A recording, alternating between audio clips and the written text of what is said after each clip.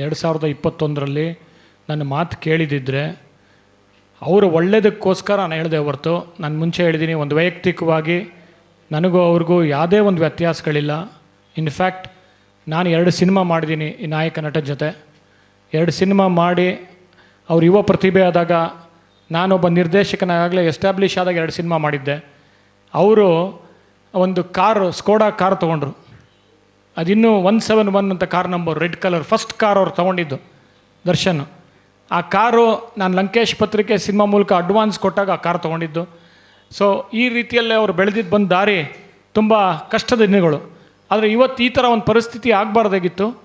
ಅದು ನಾನು 2021ರಲ್ಲಿ ನಾನು ಒಂದು ಏಕಾಂಗಿಯಾಗಿ ಅವಾಗ ಧ್ವನಿ ಎತ್ತಿದಾಗ ನೀವೆಲ್ಲ ಪತ್ರಕರ್ತರು ನನಗೆ ಬೆಂಬಲ ನೀಡಿದ್ರಿ, ಬೆನ್ನು ತಟ್ಟಿದ್ರಿ. ಅವತ್ತೇನಾರ ಸುಧಾರಣೆ ಆಗಿದ್ದಿದ್ರೆ ನಾನು ಅವತ್ತೂ ಹೇಳಿದೆ ಆ ಮಾತು, ಅವ್ರು ಒಳ್ಳೇದಕ್ಕೆ ಹೇಳ್ತಾನಿದ್ದು, ಈ ಥರ ಅನಾಹುತ ಆಗಬಾರ್ದು, ಯಾರಿಗೆ ಅನ್ಯಾಯ ಆಗಬಾರ್ದು ಅಂತ.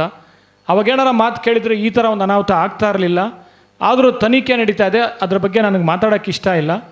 ನಾನು ಏನು ಒಂದೇ ಒಂದು ಕೊನೆಯದಾಗಿ ಮಾತಾಡೋದು, ರೇಣುಕಾ ಸ್ವಾಮಿಗೆ ಅನ್ಯಾಯ ಆಗಿದೆ, ಅವ್ರ ಹೆಂಡತಿಗೆ ಅನ್ಯಾಯ ಆಗಿದೆ, ಅವ್ರಿಗೆ ನ್ಯಾಯ ಕೊಡಿಸಿ ಅಂತ ಕೇಳ್ಕೊಳ್ಳೋ ಮೂಲಕ, ನೀವು ಅದೇ ಹೇಳಿದ್ರಿ ಹಿಂದೆ ಹುಬ್ಳಿನಲ್ಲಿ ಹೇಳಿದೆ ನಾನು, ಗೂಂಡಾಗಿರಿ ಅದೆಲ್ಲ ಹೇಳಿದೆ. ಕೇಳಿ ಒಂದು ನಿಮಿಷ ಹೇಳ್ತೀನಿ.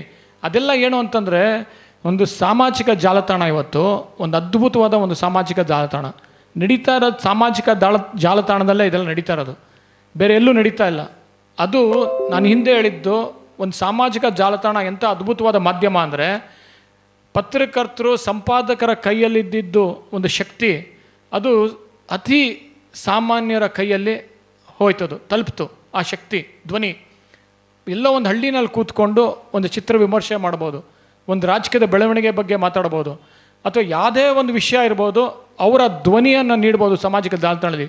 ಈ ಥರ ಒಂದು ಅದ್ಭುತವಾದ ಶಕ್ತಿ ಇವತ್ತು ಮಿಸ್ಯೂಸ್ ಆಗ್ತಾಯಿದೆ. ಅದ್ರ ಬಗ್ಗೆ ಸರ್ಕಾರ ಗಮನ ಹರಿಸ್ಬೇಕು. ಅದು ಗಮನ ಹರಿಸಿದ್ರೆ ಸಾಮಾಜಿಕ ಜಾಲತಾಣ ಉಳಿಯುತ್ತೆ. ಇಲ್ಲ ಅಂತಂದರೆ ಇದೇ ಥರ ಕೆಟ್ಟೋಗುತ್ತೆ. ಮತ್ತು ನೀವು ಹೇಳ್ತಾ ಇದ್ದೀರಲ್ಲ, ಈ ಥರ ಅಶ್ಲೀಲವಾದ ಮೆಸೇಜ್ ಹಾಕೋದು, ಈ ಘಟನೆ ನಡೀತಾ ಇರಲಿಲ್ಲ. ಈ ಘಟನೆನೇ ನಡೀತಾ ಇರಲಿಲ್ಲ. ಯಾಕೆ ಅಂದರೆ, ಈ ಅಶ್ಲೀಲವಾದ ಮೆಸೇಜ್ಗಳು ಹಾಕೋದು, ಅಶ್ಲೀಲವಾದ ವಿಷಯಗಳು ಮಾತಾಡೋದು, ಅಶ್ಲೀಲವಾದ ಭಾಷೆಯನ್ನು ಉಪಯೋಗಿಸೋದು, ಇದಕ್ಕೆಲ್ಲ ಯಾರೂ ಕಡಿವಾಣ ಆಗ್ತಾಯಿಲ್ಲ. ನಮ್ಮ ಪತ್ರಕರ್ತರಿಗೆಲ್ಲ ಇವತ್ತು ಡಿಫಮೇಷನ್ ಅಂತ ಇದೆ, ನಮಗೆ ಕಡಿವಾಣ ಇದೆ. ನಾವು ಬೇಜವಾಬ್ದಾರಿಯಾಗಿ ಬರೆಯೋಂಗಿಲ್ಲ. ಆದರೆ ಇವತ್ತು ಬೇಜವಾಬ್ದಾರಿಯಾಗಿ ಮಾತಾಡ್ತಾ ಇದ್ದಾರೆ.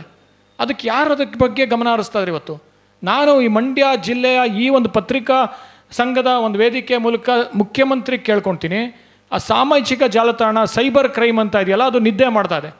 ಅದಕ್ಕೊಂದು ಸ್ವಲ್ಪ ಶಕ್ತಿ ತುಂಬಿ ಇವತ್ತು. ಅದರಿಂದನೇ ಸಾಕಷ್ಟು ಯುವಕರು ಇವತ್ತು ಡಿಪ್ರೆಷನ್ಗೆ ಹೋಗಿದ್ದಾರೆ, ಸಾಕಷ್ಟು ಜನ ಸೂಸೈಡ್ ಮಾಡ್ಕೊಂಡಿದ್ದಾರೆ, ಸಾಕಷ್ಟು ಜನ ಯುವಕರು ಅವರು ಏನು ಓದಬೇಕೋ ಅದು ಓದ್ತಾ ಇಲ್ಲ.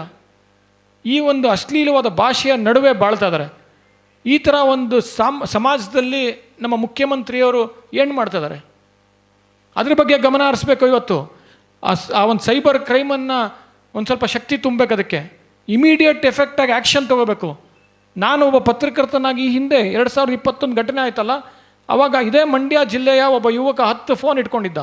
10 ಫೋನಲ್ಲಿ 150 ಅಕೌಂಟು, ಎಲ್ಲ ಪ್ರೈವೇಟ್ ಅಕೌಂಟ್ಸು. ಅಶ್ಲೀಲವಾದ ಚಿತ್ರಗಳು ನಂದು ಹಾಕಿದ. ಆ ಚಿತ್ರಗಳು ಹಾಕ್ಕೊಂಡು ನಾನು ಕೇಸ್ ಹಾಕಿದೆ. ಕೇಸ್ ಹಾಕ್ಬಿಟ್ಟು ಆ ಹುಡುಗನ ಅರೆಸ್ಟ್ ಮಾಡಿದೆ.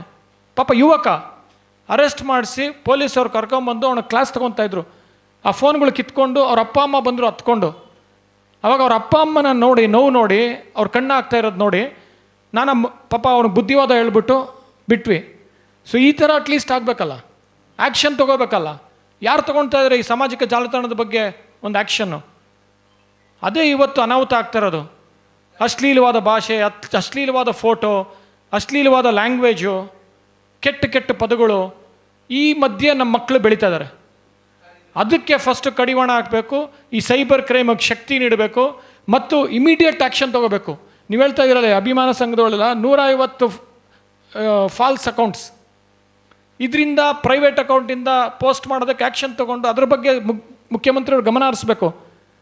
ಪ್ರತಿಯೊಬ್ಬರಿಗೂ ಹೇಳ್ತಾ ಇದ್ದೀನಿ, ಅವ್ರ ಮನೆಯಲ್ಲಿ ನಡೆದ್ರೆ ತೊಂದರೆ ಅವಾಗ ಗೊತ್ತಾಗುತ್ತೆ ಹೊರತು ಬೇರೆ ಪಕ್ಕದ ಮನೆಯಲ್ಲಿ ನಡೆದಾಗ ನಗ್ತಾ ಇರ್ತಾರೆ. ಅವ್ರ ಮನೆಗಳಲ್ಲಿ ಮಂತ್ರಿಗಳು, ಮುಖ್ಯಮಂತ್ರಿ ಮನೆಗಳು ನಡೆದ್ರೆ ಮಾತ್ರ ಅವ್ರು ಆ್ಯಕ್ಷನ್ ತಗೊಳ್ತಾರೆ ಹೊರತು ಸಾಮಾನ್ಯರ ಮನೆಯಲ್ಲಿ ನೋಡಿದಾಗ ನಕ್ಕೊಂಡು ಅವ್ರ ಕೆಲಸಗಳು ಮಾಡ್ತಾ ಇರ್ತಾರೆ. ಇವತ್ತು ಒಂದು ಜವಾಬ್ದಾರಿಯುತವಾದ ಸ್ಥಾನದಲ್ಲಿದ್ದಾಗ ಸೈಬರ್ ಕ್ರೈಮ್ಗೆ ಶಕ್ತಿ ನೀಡಬೇಕು.